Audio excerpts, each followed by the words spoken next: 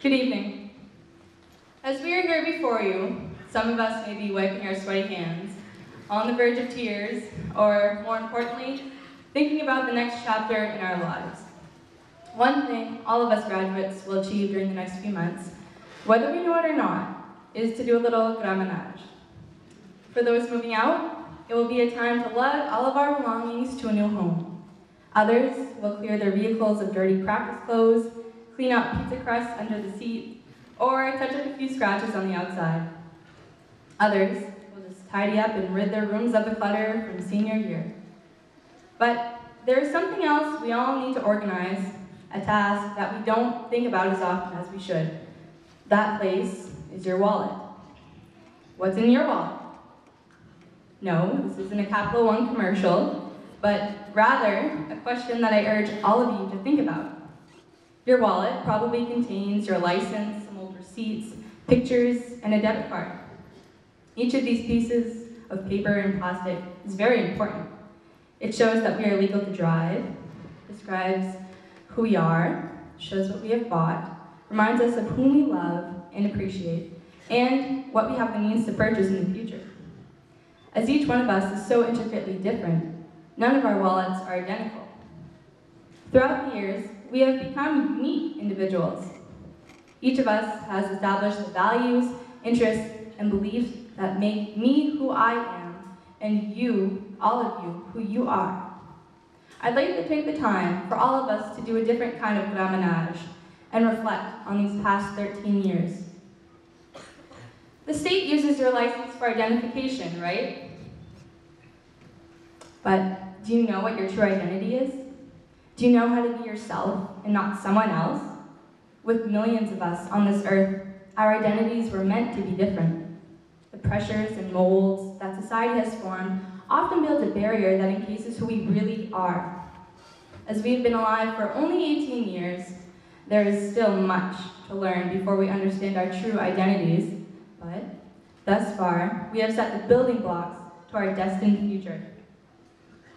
Why do we follow? Are we scared to go off on our own, not trusting your own actions and decisions, or unable to find a reason to lead the pack from the front? Why do we judge? Are we intimidated by others, hide our insecurities with bolstering opinions, or are closed-minded to other perspectives? Why are we self-conscious? Yes, it is extremely important to be mindful of your actions and realize the consequence of your decisions. It is okay, though, to reach for your highest expectations. We all need to take our own path, because if we don't, who else will? Now let's take a look at all those crinkled receipts. You can look at all those purchases you've deemed worthy to buy and keep. This can relate to our 13 years of education. We are all here tonight because we value our lessons learned and knowledge gained. This will not be returned. We've had 13 years of selfless teachers working hard to help us to succeed. So did you spend a little longer to study at night the first time? Did you take a few extra minutes to talk to someone you haven't talked to in a while or ever? Did you smile one more time before your work shift was done? In any circumstance, doing a little extra the first time around is not imperative, but it improves your self-discipline and helps to create positive change. Remember, your education is more valuable than any purchase you've made or ever will make. Continue to learn.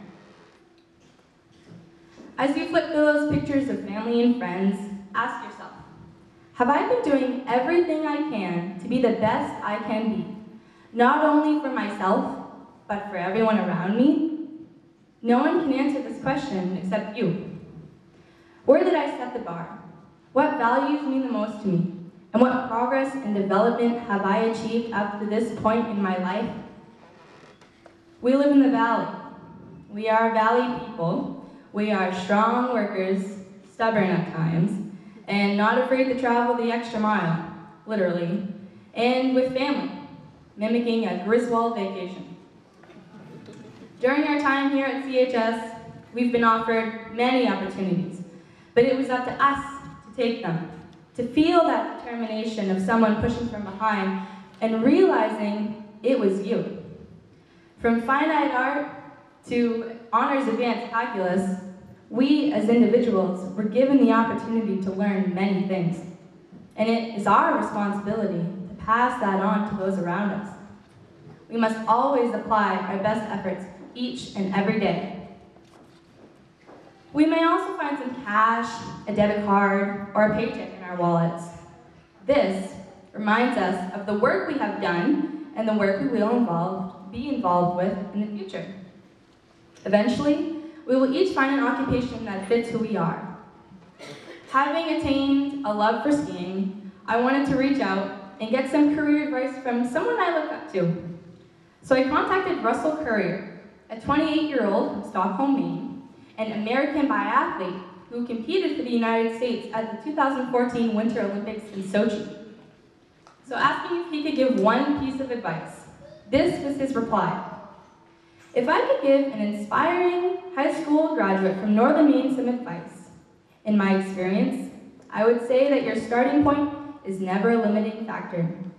When you know what you want to do, you have no excuses not to follow through with it. Trust me when I say it's a small world. You can see a lot, but you're never too far from home. Provided you have the will, you can do most anything you want with it. Then he said, I often catch myself saying, less talking, more doing. These words can be applied to every single one of us. We need to go out and grab it, because the neighbor is not going to do it for us. There's no second chance in life, and we need to take advantage of every opportunity. When things are coming our way 100 miles an hour, we need to pull through and stay in the game. So, class of 2016, for those who never thought we would be strong enough to make it out of the woods, I believe we are out of the forest and have found that light. It doesn't matter what your plans are now, but as we take our lead, the strongest and most courageous warriors will be remembered. No, we are not perfect. We have not yet fulfilled our adult level of self-actualization. We have regretted decisions and wish we had done things differently, but we are learning. There is only one who is perfect, and he is guiding us every second of every day. So, opening my wallet one more time, I can find two very important items. One is a family photo, reminding me of all my family does for me. Traveling hundreds of miles to look at colleges and watch races, and my sisters always having the ability to make me laugh.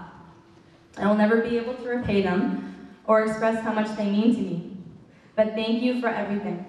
I love you guys. Second is a prayer card, one that was given to me by some pretty special people, and I'd like to share some of it with you all this evening. Dear Lord, thank you for bringing me to this joyful time in my life. The road I have traveled has been filled with ups and downs and many turns and obstacles. Now, it's time to move on and forward from this place, face new challenges and goals. As each of you step forward to a new place and face new challenges and add new things to your wallet, remember all that we have learned and the joy we've experienced as the class of 2016.